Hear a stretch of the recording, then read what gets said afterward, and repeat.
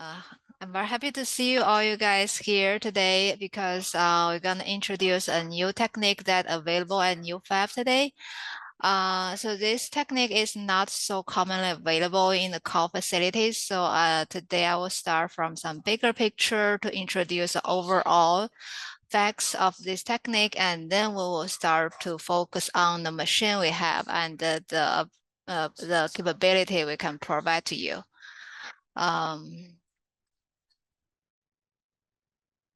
Okay, so this is the outline, and I hope I can finish the slides quickly so that I can leave enough time for you guys to ask questions.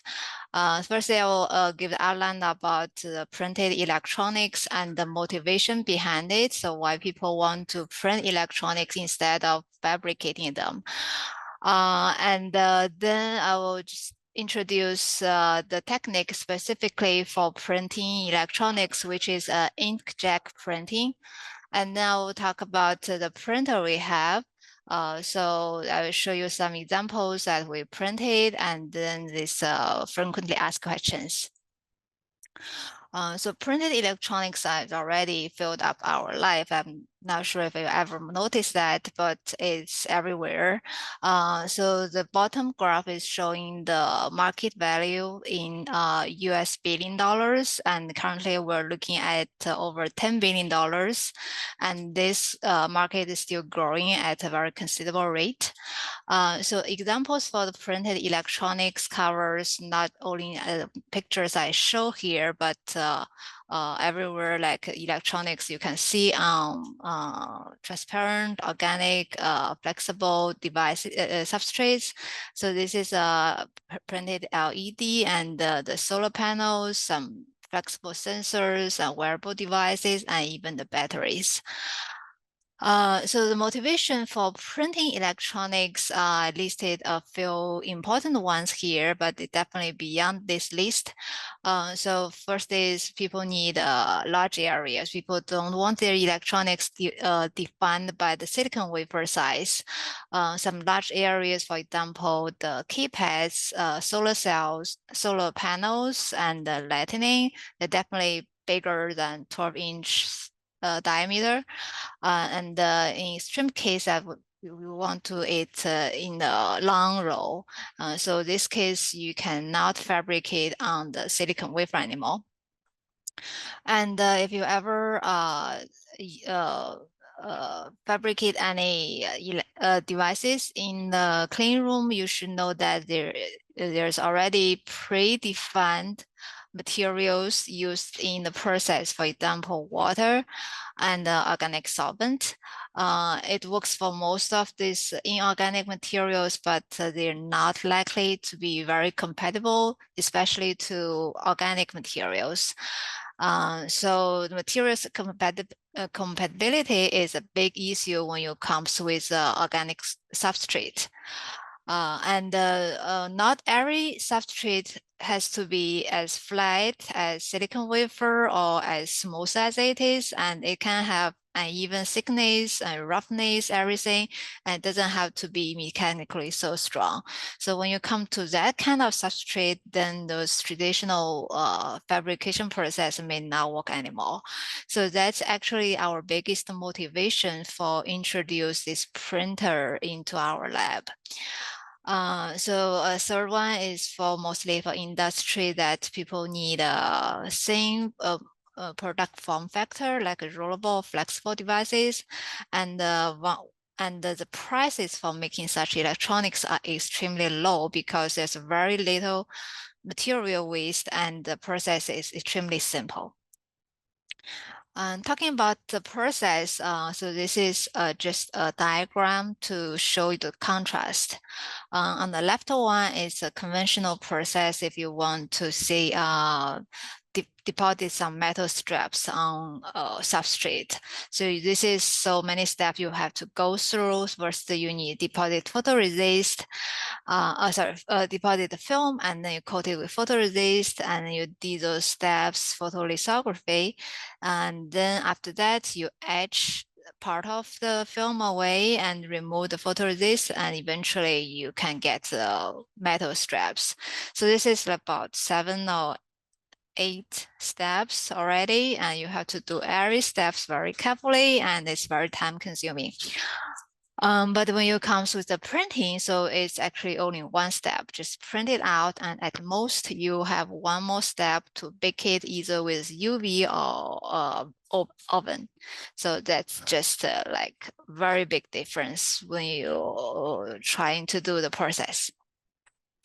Okay, there's many techniques to print electronics, but inkjet is the most commonly one.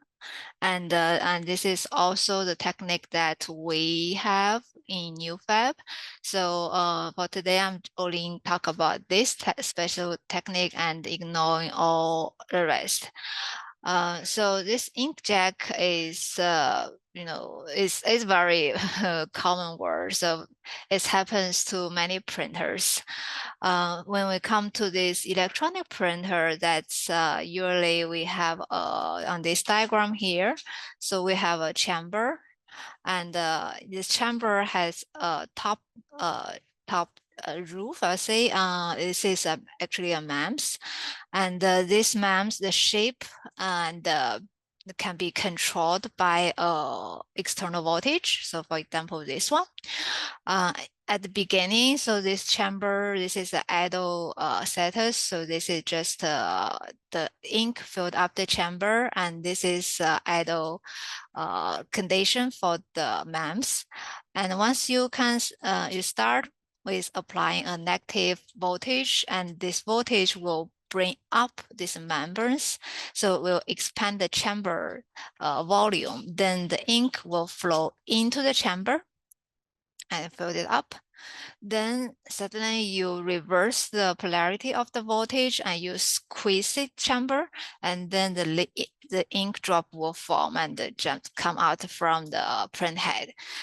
So this is a picture showing the ink is jetted out of the print head. So it's kind of like drip off until it's reached the substrate.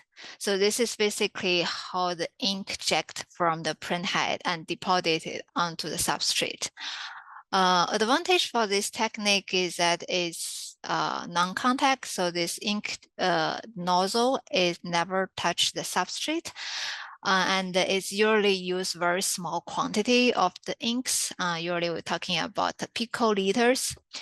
And digital printing means you just design something, and the computer will control the printing and print it out. So this usually works with low viscosity ink. So I'll give some numbers here. So this ink is usually water-based instead of having any polymer inside. And the nozzle itself is a very well developed technique. And if you have a clean and normal nozzle, the performance is pretty reliable, and it doesn't vary from nozzle to nozzle. And this technique comes with also a disadvantage because it has limited resolution. So first you need to make a drop, and the drop is always comes with some volume. And this means you cannot reduce the resolution to very, very small, like a few micrometer. And you cannot using a computer to drive the position of the nozzle. So this means you have limited speed, and it's generally not used in a very large scale production. Substrate is also playing a very important role here, because eventually the ink will be spread out on the substrate, and it depends on how well the substrate how well it can spread out, and the shape and so the substrate surface property also is very important. And the jetting reliability is talking about as you use, this nozzle can get clogged or get dirty or whatever, and then it will reduce the performance of the jetting. But overall, this is pretty convenient and the technology, and is excellent for prototyping. For to do this inkjet printing, there usually comes with 3 components. One is a print head. Just like we described with the nozzles, those nozzles are usually in the print head. And the system which controls the nozzle position and the ink which filled up the print head. So you have to have all the 3 components together and to do a printing. So this is example shows thin film transistor. This device is totally printed instead of any other conventional semiconductor processing.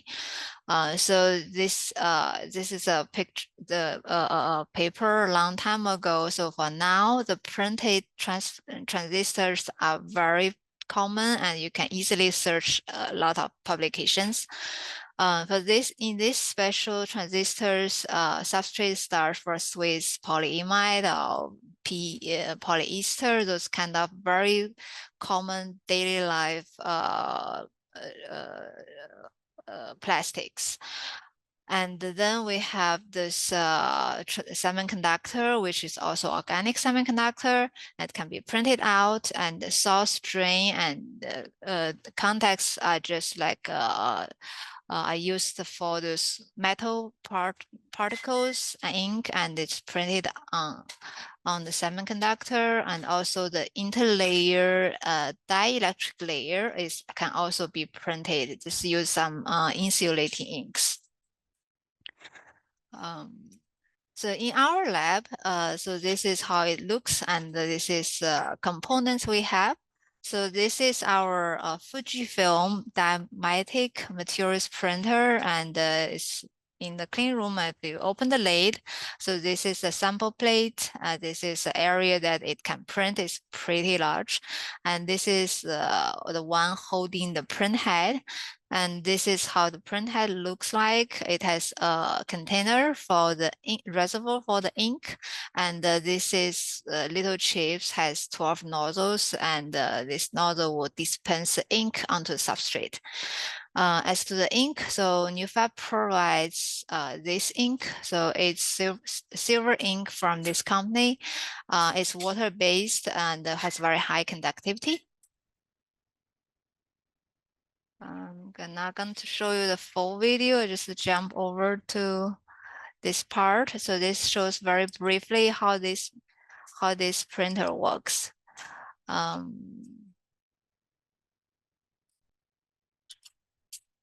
Okay, first you can install the print head. It's very easy. Just clamp it down.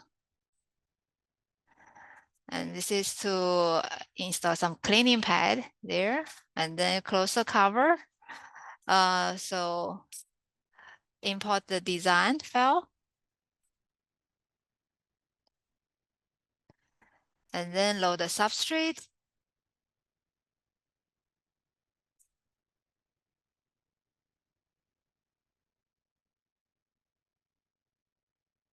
And then just start printing. So it's very straightforward.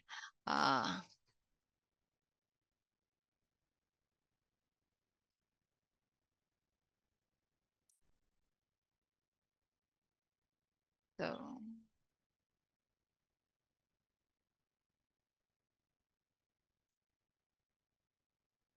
okay. Right. Okay, so this is some examples that I printed with this printer and using our silver ink and also some red ink. So this is a substrate. I used a very rough aluminum, and this is just polyimide films and one glass slice. So this is just under the microscope, and you can see the resolution we can reach with this red ink on paper. It can make about 30 micrometer white line. And this is the silver ink spread out on the very rough aluminum substrate, and the overall shape of the circle is pretty well defined. And this is silver ink on the paper, and this because the paper is much smoother, then the edge is smoother on the paper as well. So here are the silver ink dots printed on polyimide and printed on glass. And you can see a little bit difference even though we use the same design and same everything, but the ink spread out differently on these two materials and making two different sizes of the dots. So yeah, this is just some examples. And then so before I open the question session, so this is some frequently asked questions. So the most asked question is like, what kind of liquid can be jetted? So we have very clear numbers for you selecting the fluid. So in NUFAB, we have the silver ink. We also have that red ink just for demonstration. But beyond that, if you need any other ink, so we suggest you to purchase from some commercial vendors, and we can help you look for that ink. But when you're looking for the ink, this is the parameters that you should search for. Make sure that the ink you selected falls in this range. So most important value is the viscosity value. So that's yeah. So these numbers may be a little bit hard to remember, so feel free to reach out to me anytime and I can give you a copy. And the second question is regarding the cartridge, and so that is cartridge also means the print head and the with the nozzles. So this is a consumable in the printing because you once the ink dried up in the cartridge, nozzle can be easily clogged, so that or you use it so much that it got contamination or whatever. So cartridge cannot last forever. And so when we ask about how long it lasts, so 1.5 milliliter is a maximum volume it can hold, and as long as you finish it up, it's pretty much you need a new cartridge. And when can you finish up is really depending on to you. Just to give you some idea that 1 milliliter can give you so many drops, and for each drop is about 10 picoliters. So you can have this many drops, but it's also again related with your printing design and how many prints you have. So we don't have exactly a number about how many days, how many months can it last, but really depending on the usage. The third question is, what's the resolution you can ever achieve with this printer? So this is also doesn't have very clear answer either. Usually we say that in tens of micrometers is generally a 40 micrometer spot can be produced by a 10 picoliter drop. And it's again also really heavily depend on how well the liquid spread out on the substrate. I can give you a quick example showing the influence of the substrate over here. So this is the same substrate, like you have the same ink to dispense on it. If you have very hydrophobic surface, and the ink likely to form a separated dots on substrate, but as you increase the wettability, and they can form a line, and also the line width is much bigger than the dot size. So this is how the substrate can affect the overall resolution of the printed structure. And okay, the fourth question is like how to design the pattern. So comes a very pretty easy answer. So any software that can generate a bitmap file that can be used. So and you can import the bitmap BMP files into the computer, and it's very easy, and you can just print it out. So about the speed of a printing, so I have it's depending on so how many nozzles you have on the cartridge. So the cartridge default have 12 nozzles, but in the practice you can select different numbers up to 12.